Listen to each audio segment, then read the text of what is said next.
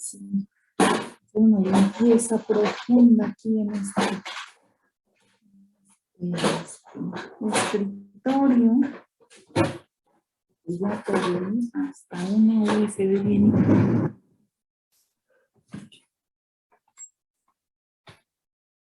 De verdad que no sé dónde la dejé. Bueno, quién sabe, por ahí ya había aparecido. Ok, bueno, vamos a comenzar. Estábamos realmente, pues, como terminando nuestro diagnóstico, ¿no? O sea, claro que sí, tratamos de hacer un diagnóstico repaso, pero bueno, para estar ciertísimos de lo que estuvimos platicando, me gustaría que pues, alguno de ustedes pudiera hacerme el favor de retomar nuestra plática del viernes para que luego nos podamos ir pues, a lo que sí específicamente nos toca de hoy, que es pues un poco hablar de este principio de legalidad a partir del 16 constitucional, ¿no? Entonces, pues a ver si hay por ahí alguna mano que se quiera levantar y nos quiera platicar un poco para retomar del viernes o preguntamos. Yo, maestra. Adelante, Yael. El día viernes vimos lo que eran los 3 tipos de poderes que se dividían en 3, que era el judicial, el ejecutivo y el legislativo. Hablamos de qué se trataba cada uno, o sea, quién lo conllevaba, por así decirlo, y cuál era primero, segundo y tercero. Y también tocamos ya hasta el último el tema de los tipos de amparos, que se dividían en 2, en amparo directo e indirecto. Y creo que recuerdo que puso un ejemplo, ¿no? De un joven que entraba a la cárcel. ¿A qué se refería eso? Se refería a un amparo indirecto. Eso es lo que recuerdo, por así decirlo, ¿no? Bueno, a ver si ahorita alguien más nos ayuda a recordar esa parte, aunque no te preocupes porque es algo de lo que tenemos que aprender por ahí del tercer periodo. Sin embargo, yo creo que se los voy a decir antes para que no se queden con esa idea todo el tiempo, ¿no? De una vez lo esclarecemos. Alan.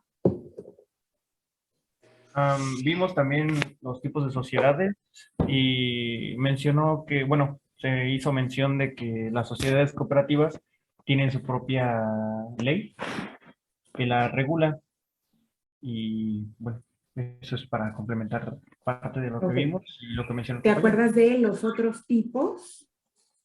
Sociedad anónima. Ajá. Es como la más famosa, ¿no? La que todo el mundo corre a constituir aunque no la necesite. No recuerdo. Una más, la más nueva, la más importante.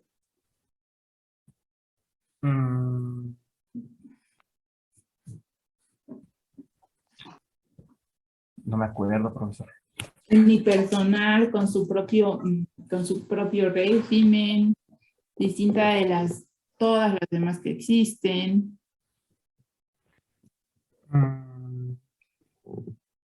Distinto proceso de constitución. Más apegada a las otras normas de carácter internacional que permiten la creación de estas sociedades, estas distintas personalidades jurídicas. ¿Las de comandita? ¿O esas no son? Esas son bien viejas. Son incluso más viejas que las sociedades anónimas. Las sociedades comunitarias, fíjate, vienen, por ejemplo, Cristóbal Colón vino a través de la creación de una sociedad comanditaria. Bueno, por eso tienen ese nombre tan chistoso, porque es un nombre viejísimo. Por las comandas que hacían. Pues no se me ocurre. Las SAS. ¿SAS? ¿Cuáles dijiste que son esas? ¿Puedo ayudar, maestra? Déjame ver si alguien más nos puede ayudar para que también les cuente la participación y si no, ahorita le ayudas ya. Muy bien, gracias a la extraordinaria intervención que nos trae esa colación, estas sociedades que platicábamos, sobre todo en nuestro repaso, ¿no? Vamos con, como los veo yo aquí en la lista que van apareciendo, vamos con Magali, después Cristóbal, después Elisa y después Jesús Antonio. Bueno, no sé si de las sociedades que preguntaba profesora serían las asociaciones civiles o las sociedades cooperativas. Y bueno, Cooperativas son viejitas y las civiles obviamente no son mercantiles. ujú, Para otra cosa que perseguir lucro. ok. Y bueno, también estuvimos viendo los elementos del Estado, Ujú, que fueron, bueno, los que son población, gobierno y territorio. ujú, Y vimos dentro del gobierno que se subdivide en tres, que es el legislativo, el ejecutivo y el judicial. ujú, Bueno, dentro de ellos vimos que el legislativo es el que se encarga de la creación de las normas y está a cargo del Congreso de la Unión. El ujú. ejecutivo, digamos que es el que toma las decisiones o ejecuta las leyes, y el judicial está representado por la Suprema Corte de Justicia, tribunales colegiados y los juzgados de distrito también. Ujú. Bueno, sí ejecuta las leyes, pero en lo que tiene que ver con la gestión, o sea, el ejecutivo es un administrador. Lo que hace es que administra los recursos para la población y obviamente también le distribuye los recursos disponibles al gobierno para que pueda atender las necesidades de la población. Entonces, más bien, el ejecutivo sí ejecuta, pero lo que ejecuta es la gestión administrativa. Y el judicial, decíamos, bueno, en una palabra, el legislativo legisla, el ejecutivo gestiona y el judicial dirime, que es que resuelve las controversias que se presentan entre las personas, ¿no? No importa si son personas del gobierno o personas de la población, personas de derecho público o de derecho privado, no importa, ¿no? Vale, muy bien. Gracias, Mar. Luego, ¿quién sigue? ¿Cristóbal? No. Sí, creo que yo, profesora. ¿Sí? Ok. Bueno, creo que ya lo había mencionado que las sociedades que estábamos viendo, o la que mencionaba era la de Sociedad de Acciones Simplificadas, que era la Ajá. SAS. Sinceramente eso no recuerdo haber visto mucho en la clase pasada, pero lo que también vimos fue algunos principios generales del derecho que usted estaba mencionando, que Ujú. dentro de nuestra rama de estudio, que es la fiscal, muchas veces se llegan a aplicar. Estos Ujú. principios generales normalmente son como, nos decía que son como frases comunes que se utilizan principalmente para la resolución de conflictos en el derecho, pero antes de llegar a una instancia de tribunales o algo por el estilo, como que frases de puro sentido común en el derecho. Bueno, sí, pero no antes de llegar a una instancia, sino antes de llegar a la creación de las normas. O sea, por ejemplo, el decir, primero en tiempo, primero en derecho, que implica que luego se estableció en el Código Civil quién tiene un mejor derecho, sobre una determinada cosa, sobre un bien muestrenco, por ejemplo, o sobre un bien materia de un contrato, quién tiene mejor derecho. O sea, por ejemplo, si hay respecto de una sociedad anónima bursatilizada, una colocación de acciones en el mercado, o sea, en la bolsa de valores, y hay 58 ofertas, por ejemplo, Meta sacó una serie de acciones preferentes a la bolsa de valores de Nueva York, ¿no? Y entonces, claro que hay, por ejemplo, 5,000 ofertas de compra, ¿no? Pero resulta que la serie que se ofertó nada más alcanza para 1,000 compradores. ¿Cuáles son los 1,000 compradores que sí van a poder comprar esas acciones? O sea, ¿qué va a definir quiénes sí y quiénes no van a alcanzar acciones? Los primeros. Los primeros, ¿no? Pero ¿por qué eso que ya es cotidiano, ordinario, facilísimo para nosotros? Porque es que ya lo sabemos con tanta seguridad. Claro, está previsto ahí en el Código Civil, pero ¿tú conocías que estaba previsto en el Código Civil? ¿Cómo, perdón? ¿Tú conocías que está previsto ahí en el Código Civil quién tiene mejor derecho? El primero. No como tal, sino que ya es fundamentado en ese principio general.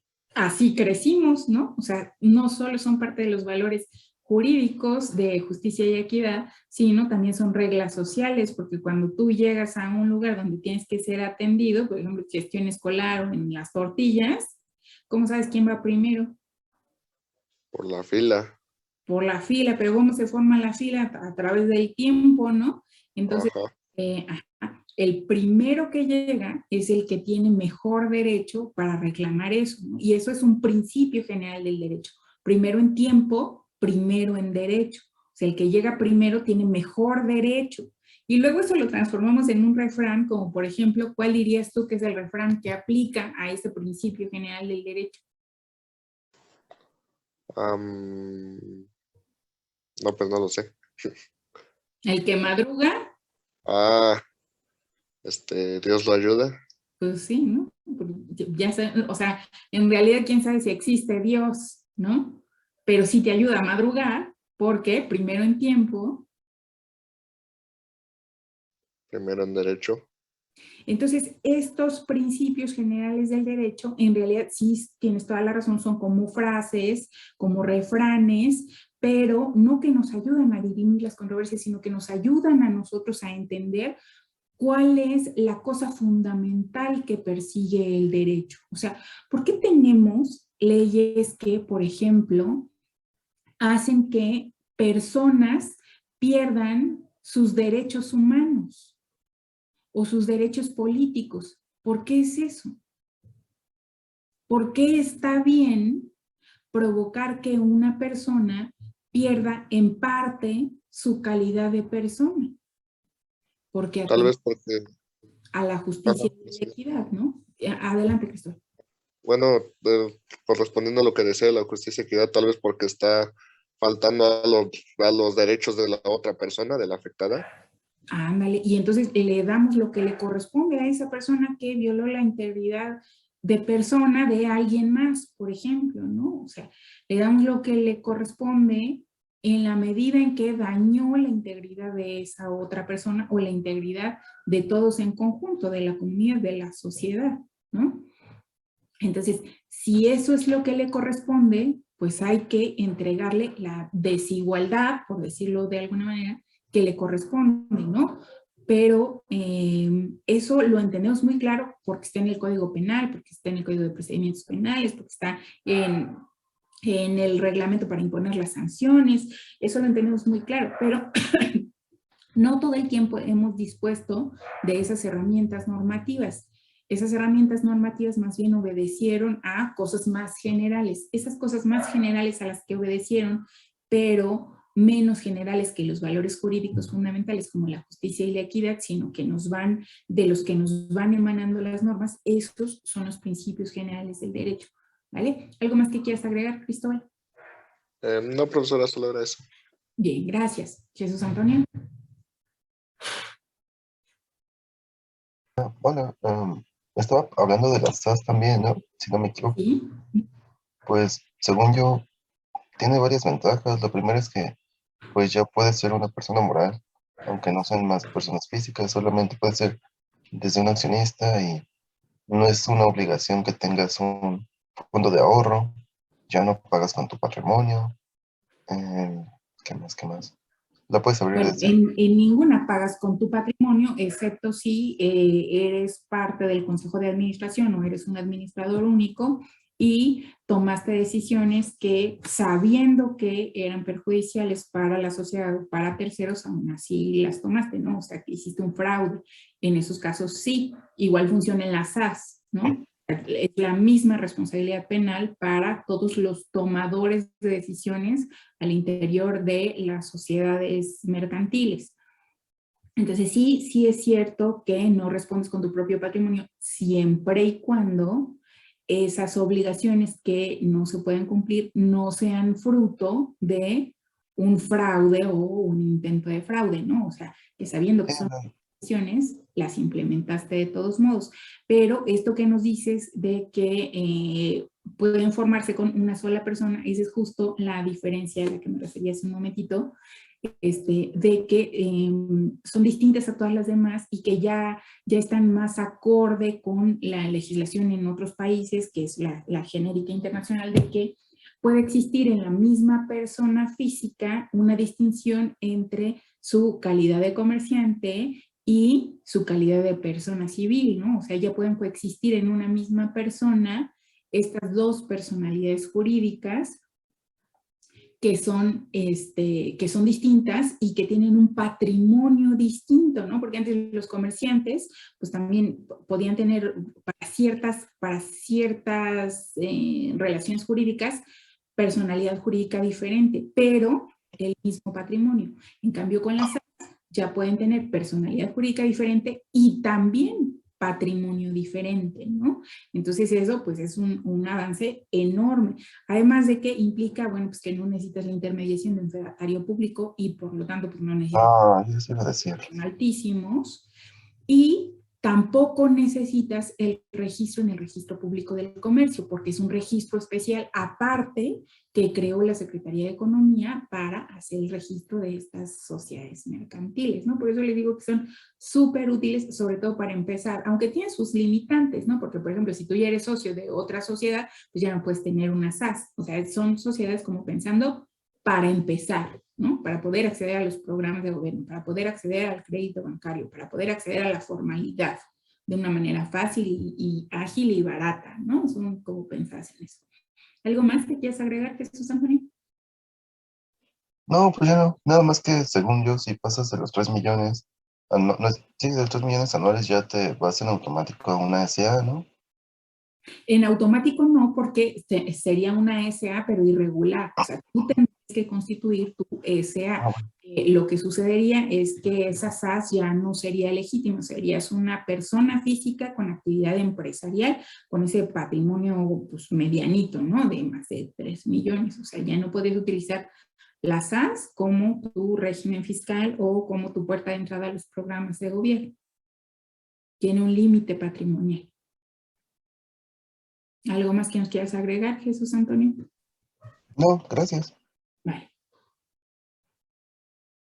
Bueno, entonces de eso platicábamos un poco revueltito, ¿no? Nuestro repaso de mercantil, nuestro repaso de fundamentos de derecho, yo ya más o menos tengo mi diagnóstico de qué punto partimos, y bueno, pues les encargaba yo una lectura del 16 constitucional, sin embargo, me gustaría también hacer nuestra charla de derecho tributario, ¿no? O sea, a ver como de dónde partimos. Entonces, para eso, bueno, pues quisiera preguntarles si recuerdan esta distinción de la que partimos para analizar el derecho tributario, pues estas diferencias entre derecho público, derecho privado, derecho financiero, derecho fiscal, derecho tributario, y luego a partir de lo tributario que vamos a los ingresos del Estado, los ingresos coercibles del Estado, los tipos de ingresos tributarios, en cuáles nos centramos nosotros y cuál es la característica fundamental de este tipo de ingresos tributarios que nosotros distinguimos y que analizamos por lo menos en materia federal, ¿no? Y a partir de ahí, bueno, vamos con eso, a ver si alguien nos puede regalar alguna información respecto de esto de derecho tributario, que pues nos sitúa en nuestra materia, ¿no? Lo que tiene que ver con la construcción del presupuesto público y ahora lo que tiene que ver con la defensa de las personas respecto de la construcción de ese presupuesto público a partir de la recaudación de estos ingresos especiales que son los tributarios.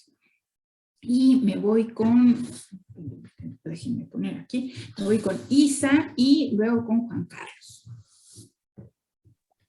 Bueno, primeramente, pues el derecho tributario pues es parte del derecho público y pues es como que pues es bueno, regula todas las normas para la recaudación de los tributos, que se puede decir, que son los impuestos de los contribuyentes y todo eso. También forma parte del derecho financiero, que se enfoca para la recaudación de los ingresos del Estado. Se puede decir que hay dos sujetos en este derecho, que es el sujeto activo, que sería el Estado, y el sujeto pasivo, que es el contribuyente.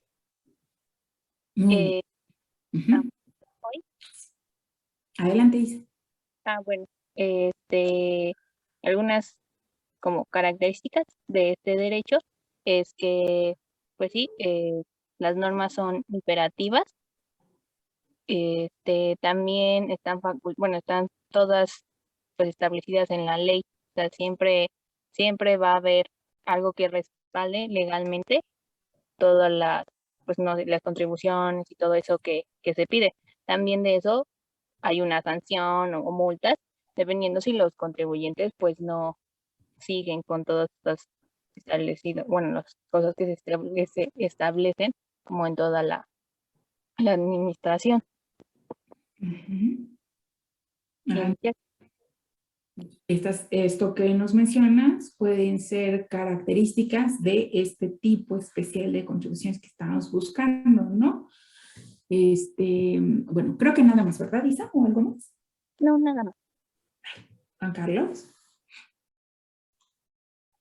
Bueno, yo tengo entendido de que el Estado puede recibir ingresos de tres formas distintas, que sería a Ujú, través del derecho público, que podríamos verlo en el artículo 31 de la Constitución, que nos dice que todos los mexicanos estamos obligados a contribuir con el gasto público, ujú, y también en el primero del Código Fiscal, que dice que ujú, las personas físicas y morales también están obligadas a contribuir al gasto público. ujú, Después de eso, podríamos verlo a través de créditos públicos, que sería a través de deuda externa.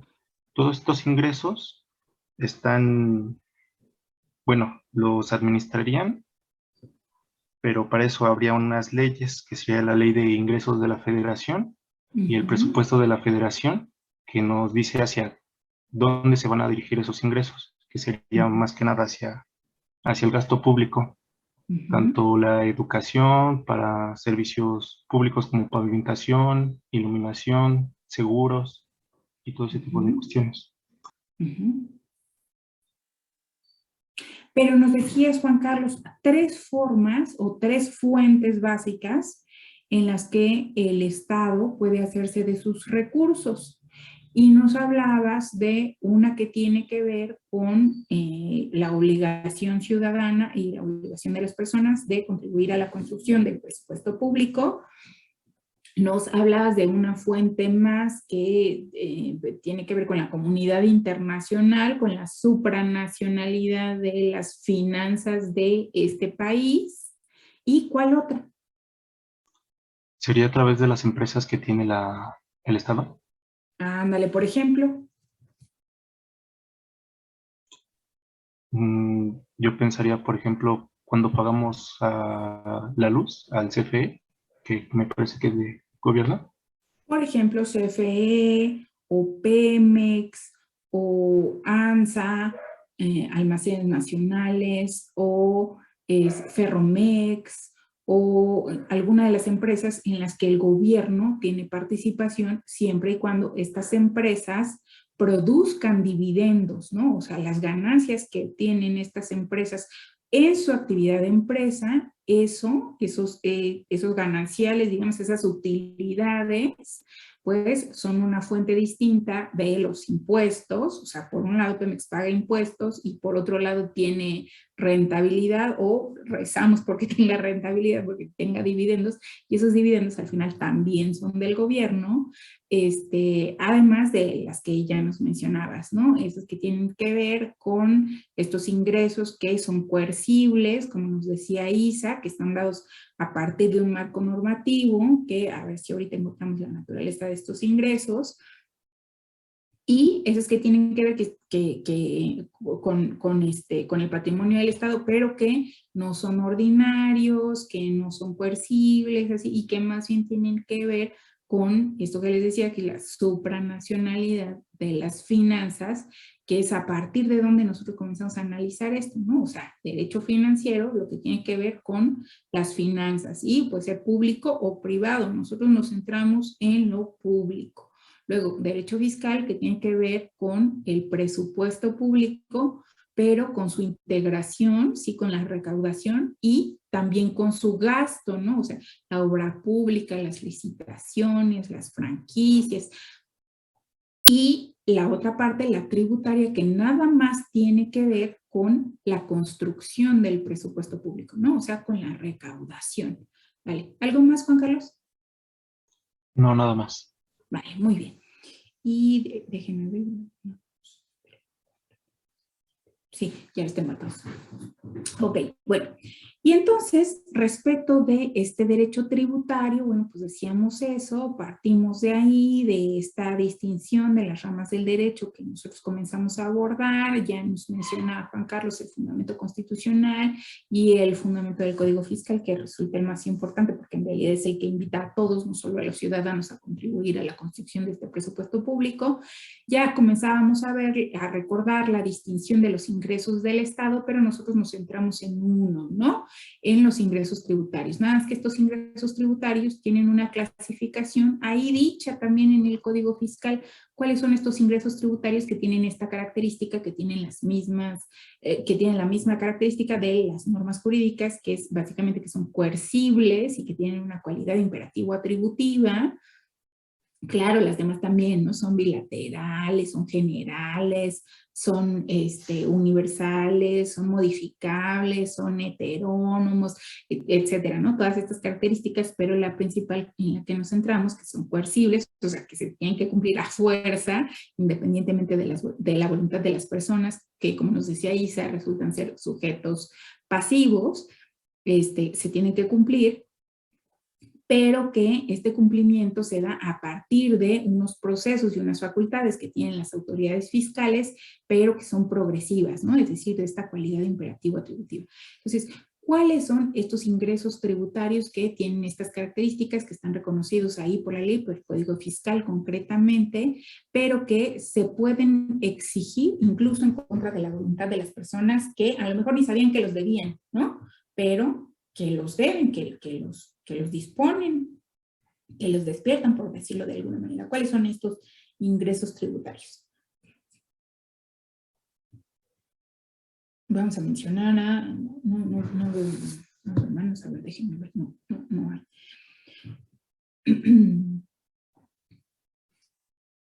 Adelante, Cristóbal. ¿Eran las contribuciones? Bueno, la clasificación de las contribuciones. La clasificación de contribuciones. ¿Las menciono? Sí. Eran, si no mal recuerdo, que eran 4, que son los impuestos, las contribuciones de seguridad social, los derechos y las contribuciones de mejora. O especiales, ¿no? Esos cuatro conceptos son esos que incluso, o sea, que eventualmente, si en algún momento de plano no pagas, pero sí tienes con qué pagar, sí tienes patrimonio, en algún momento, ¿qué va a pasar como consecuencia jurídica de esa abstención? La consecuencia jurídica más grave que tenemos. Una sanción. ¿Pero qué tipo de sanción? Porque tenemos muchos tipos de sanciones, ¿no? Prisión. Ándale, esa, ¿no? Esa que... La libertad. Y exactamente, la pérdida de la libertad, esa que les decía hace un momento. O sea, ¿qué pasa? ¿Qué podría suceder con nosotros como sociedad que pensamos que en algún momento, después de que defendimos los derechos humanos y dijimos que eran para todos y nos pusimos de acuerdo con otros, después de todo eso, terminamos diciendo, bueno, pero si alguien hace algo, pues entonces a ese sí le quitamos sus derechos humanos como su libertad, ¿no? ¿Pero por qué lo hacemos? Pues ya establecimos eso, pero sí son esas 4 categorías. ¿Alguien más los quiere retomar? Por si tomaron nota o algo así, ya vamos a aprender cómo es que espero que tomen notas a partir de que platiquemos de este 16 constitucional y del principio de legalidad, pero si alguien los quiere repetir, de lo que haya tomado de notas, estaría muy bien para que los demás lo escuchen otra vez, ¿no? ¿Vale?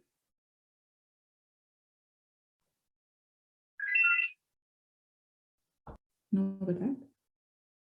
Gerardo, ¿querías tomar la palabra? No. Dijo impuestos, contribuciones sociales y las otras dos Aportaciones de seguridad social, porque ¿de qué es hablando cuando decimos aportaciones de seguridad social. Lo que es el IMSS, ¿no? Ándale, ándale. Por ejemplo, ¿no? Como una entidad de seguridad social, la más importante. ¿Qué otra cosa? No, las otras dos me perdí en esas dos. Sí, ya no las alcancé a apuntar. Invita a alguien a que nos ayude. Tú ya dijiste dos, ¿cuáles dijiste? Los impuestos y las aportaciones de seguridad social. Ándale. Nos faltan dos. Invita a alguien. Mira, hay dos levantadas, la de Magali y la de Arturo. Sí, pues cualquiera, ¿no? Magali. No,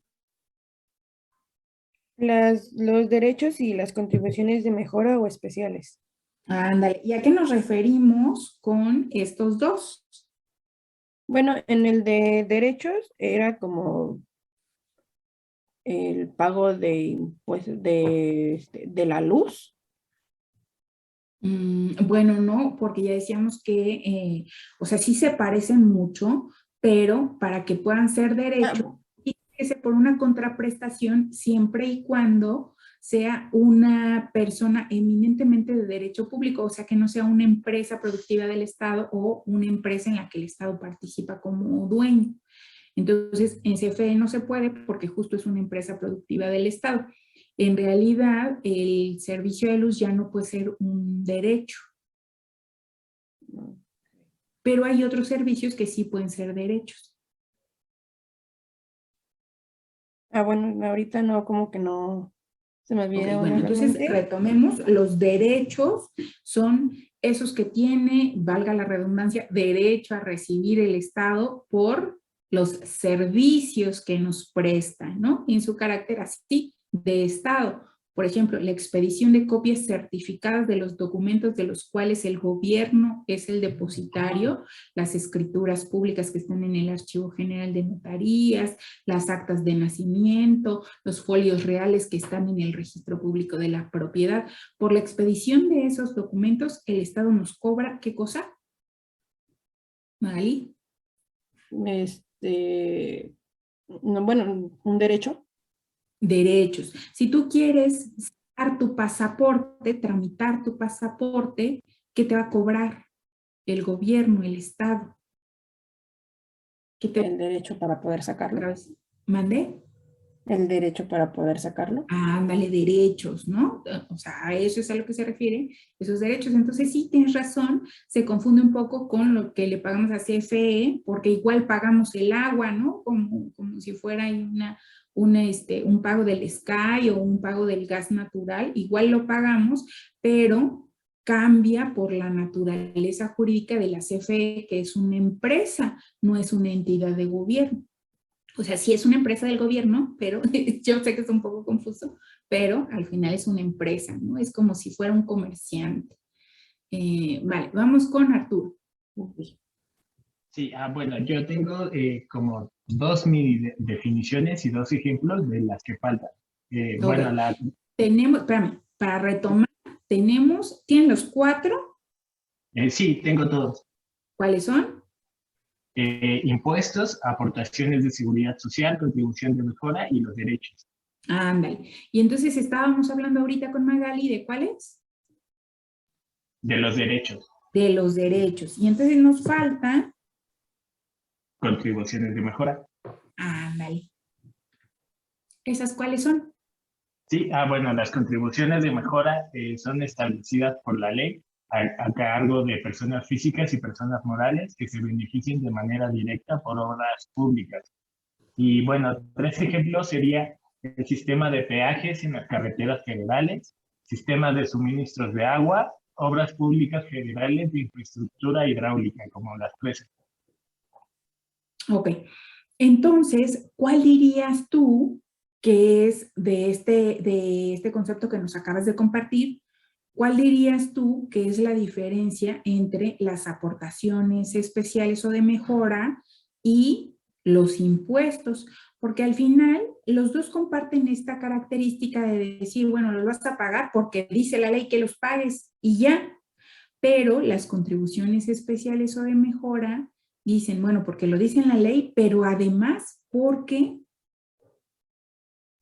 Bueno, yo encuentro aquí dos puntos que, bueno, los impuestos es dependiendo de tu situación jurídica. No todos pagan el mismo impuesto o la misma cantidad en el impuesto.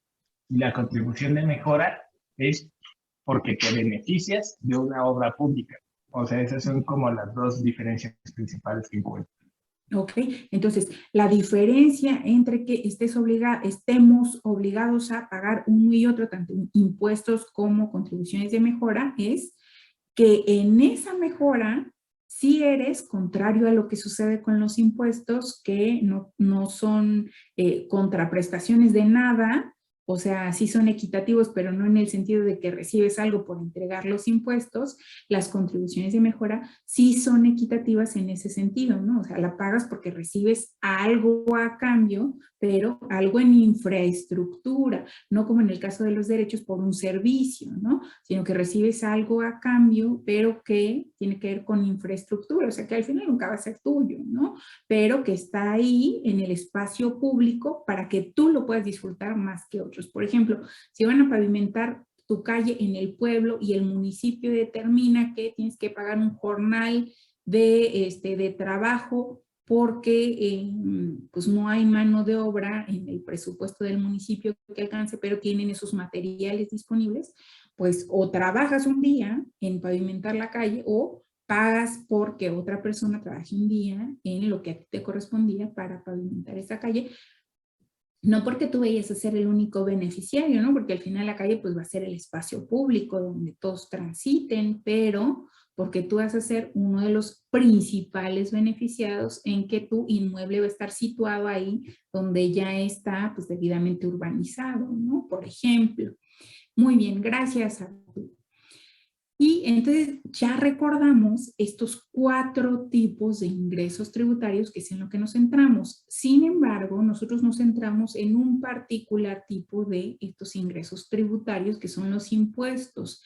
Y dentro de los impuestos, en un particular tipo de impuestos según la instancia, ¿no?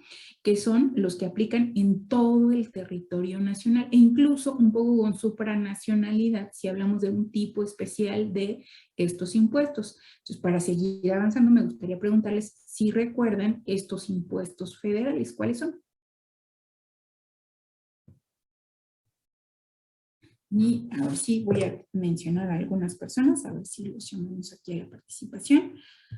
Jesús León, espérenme, déjenme ver si tengo personas que nunca hayan intervenido en nuestras sesiones. Sí, tengo un par de ellas, espérenme. Déjenme encontrarlos porque como ya llevamos algunas minutos. Katia Arlet. Y Asael Zap. ¿No? Bueno, vamos entonces a ver si encontramos algunos más que tengan solo una. Jesús Leonardo.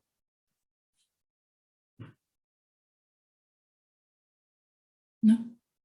Bueno, pero ya veo una mano levantada. Daniela. Sí, bueno, de los impuestos federales que yo recuerdo, profesora, son los del impuesto sobre la renta, el IVA y el IEPS. Nada más, pero nos faltan algunos, ¿no? Alguien aquí en el chat ponía alguna... Jesús, ¿qué impuestos le faltaron a Dani por mencionar impuestos federales? ISR, IVA, ¿y cuál nos decías, Dani? El IEPS. Y IEPS. ¿Cuáles le faltaron? Profesora, ¿también sería un federal el ISAN, el impuesto sobre automóviles nuevos, o ese ya no? Sí, claro, sigue vigente todavía. Sí, por supuesto. Y nos faltan unos. ¿El IETU todavía existe? ¿El IETU todavía es? Digo, a lo mejor no dudo que se encuentren por ahí algunos contribuyentes que todavía traigan ahí algo arrastrando del IETU, pero todavía existe. Ya no, profesora. Ya está derogado desde hace mucho tiempo, casi desde que terminó el sexenio de Vicente Fox. Entonces tenemos Recuéntanos todos los que hemos dicho hasta ahora, Jesús, ahí en el chat, por favor. Tenemos IVA al valor agregado, ISR sobre la renta, ISAN sobre automóviles nuevos, IEPS especial sobre producción y servicios, y nos falta uno. ¿Cuál nos falta? Ese que tiene que ver con la aduana, que en realidad casi no está en el código fiscal, tiene su propia ley específica y aparte tiene su ley de tasa. Magali. Bueno, no recuerdo cómo se llama, pero creo que sería como el impuesto aduanero. Ándale, los aranceles, propiamente el Ajá, aranceles. Entendernos el impuesto aduanero, pero tiene un particular nombre. Juan Carlos. Es el IGIE, Impuesto General a Importaciones y Exportaciones. Ándale, ¿no? Aunque algunos lo llaman impuestos al comercio exterior, como si todo el comercio exterior fuera importaciones y exportaciones, pero tienes toda la razón, Juan Carlos, son los IGIE, ¿no? Los de las importaciones y las exportaciones. Y ahora sí creo que ya tenemos todos los federales, ¿no? Ya nos hizo Jesús ahí el recuento, ISR, IVA, ISAN, IEPS y los IGIE, que les decía, casi no están en el código fiscal, más bien están en la ley aduanera, aunque está la propia ley de impuestos al comercio exterior que tiene ahí sus tasas, ¿no? Casi son los puros numeritos, casi creo que nada más tiene 2 artículos, pero que el segundo es bien grandote porque nos sirve para encontrar el sistema estandarizado de tasas para encontrar lo que aplica a una mercancía a través de los numeritos que nos va dando, ¿no? Entonces tenemos en nuestro curso de tributario, pues lo que principalmente abordamos, que son estos ingresos tributarios, que son los impuestos que son federales, pero sabemos que también existen otros impuestos, por ejemplo aquí en la Ciudad de México, ese sobre las nóminas súper famoso que ahorita mencionaba alguien que decía en el 2%, ¿no? Pero no es del 2%, ¿o sí? No, es del 3%. Ándale, ahí está, ¿no? Está actualizado, pero ¿ese impuesto es federal? No. No, es local, va variando dependiendo de la localidad en la que te encuentres. Es local, ¿no? Local, por lo menos aquí en la Ciudad de México, por eso es que pues hay un montón de migraciones de corporativos así enormes que aunque dejan por aquí todavía pues algunas de sus filiales o de sus centros de trabajo, pero han migrado a un montón de lugares, ¿no? A Querétaro, a el Estado de México, a donde más han migrado muchísimos, pues Aguascalientes antes habían comenzado a migrar, pero como que no les funcionó mucho la migración para allá, pero pues sí, a la zona del Bajío un montón, aunque de Querétaro ya se estaban yendo como hacia el Bajío, hacia Guanajuato, pero pues ahora ya se están comenzando a regresar, a ver si nos llegan otra vez todos aquí a la Ciudad de México, pero por asuntos que no tienen que ver con la tributación o con el gobierno, pues, sino más bien con la delincuencia organizada y la violencia que hay por allá, ¿no? Entonces, pues ya no saben si por ahorrarse el 3% van a pagar impuesto sicario de un secuestro al mes de sus funcionarios, o mejor se regresan aquí y siguen pagando el 3% y aquí pues medio se aguantan al fin. Pues aquí hay con quién quejarse, ¿no? Bueno, y entonces estamos platicando de estos impuestos federales y adentro de estos impuestos distinguimos 2 cosas. Unos principios o unas características y unos elementos. ¿Qué me pueden decir que recuerdan de estos principios o características de los ingresos tributarios y cuáles elementos son los que podemos distinguir adentro de estos impuestos? ¿Qué se acuerdan de eso? Esas características de las que creo que ya me mencionaban algunos de ustedes, que son generales, que están en la ley. ¿Se acuerdan de esos principios? Que son en dinero, que son para el gasto público. ¿Se acuerdan de ellos? Voy a mencionar a las personas que hasta ahora solo tienen una intervención. A ver si encontramos a Ay, Jesús. Déjame poner tu participación. Ok. Vamos con Miguel Ángel Cruz. Edgar Uriel. Sí, profesora. ¿Qué recuerdas de esto, Miguel Ángel? O, Los elementos esenciales de todas las contribuciones serían lo del sujeto, objeto, tasa y tarifa y lugar y época de pago. esos son los elementos, ¿no? Ajá. Yo les decía, el lugar y época de pago en realidad sí es un elemento, pero no es un elemento esencial, porque lo que necesitamos distinguir nada más son dos cosas, un elemento personal y un elemento material para hacer la liquidación de estos. Entonces, sí podemos considerarlo también, sí, está bien que lo menciones, pero los elementos esenciales, repítenoslos, porfa.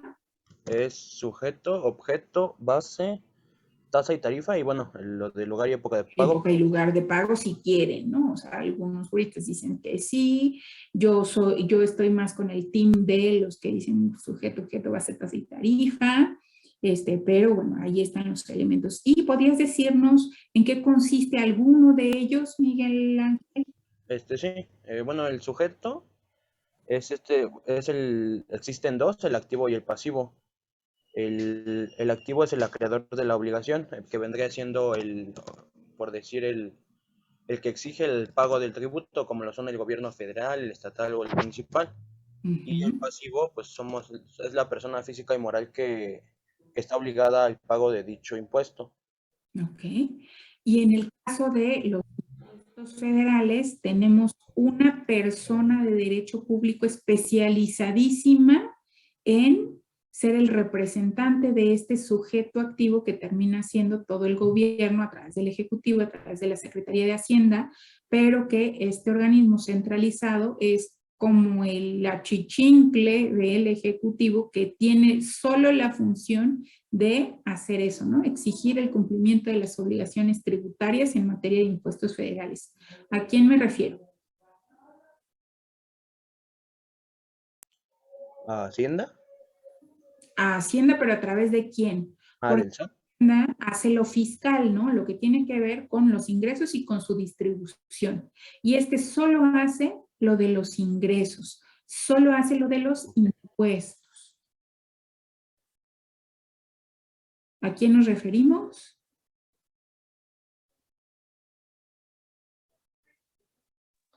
Al SAT. Desconcentrado de Hacienda, ándale, al SAT, ¿no? Pero ese es su acrónimo, ¿se acuerdan cómo se llama? Es muy ¿El fácil. Servicio de Administración Tributaria? Ándale, es un servicio, ¿no? Que es un desconcentrado, por lo tanto es un centralizado, o sea, no tiene patrimonio propio, tampoco tiene personalidad jurídica para lo que él quiera, ¿no? Por ejemplo, si quiere rentar unas oficinas, le tiene que decir al secretario de Hacienda. Pero si quiere encabezar un juicio para recaudar, para eso sí, porque tiene autonomía técnica, personalidad jurídica técnica, para eso sí, ¿no? Entonces, nosotros nos enfocamos en el SAT, pero ya sabemos que no es el único que tiene esta facultad de ser el sujeto activo de estos ingresos tributarios. ¿Cómo cuál otro tenemos? Perdón. ¿Cómo cuáles otros sujetos activos se acuerdan?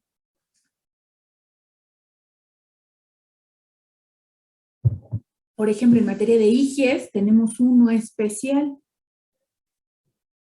que es a su vez también un desconcentrado del SAT.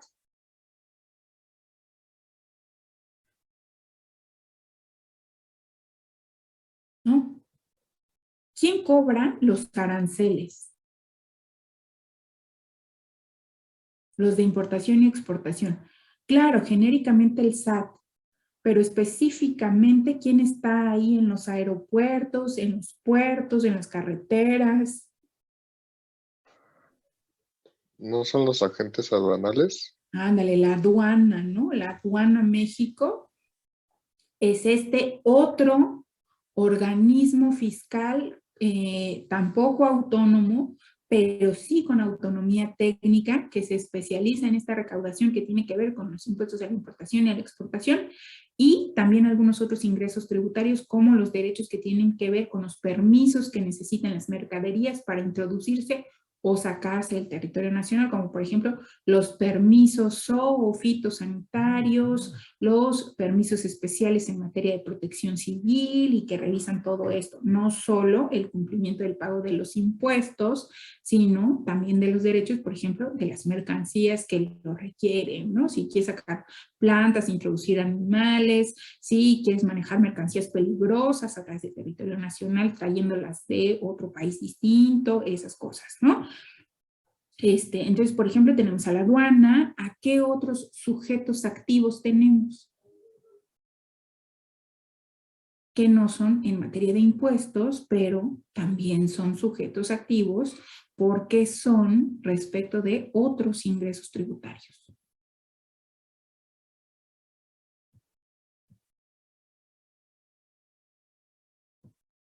Creo que quieres compartirnos algo, Mau, pero estás muteado.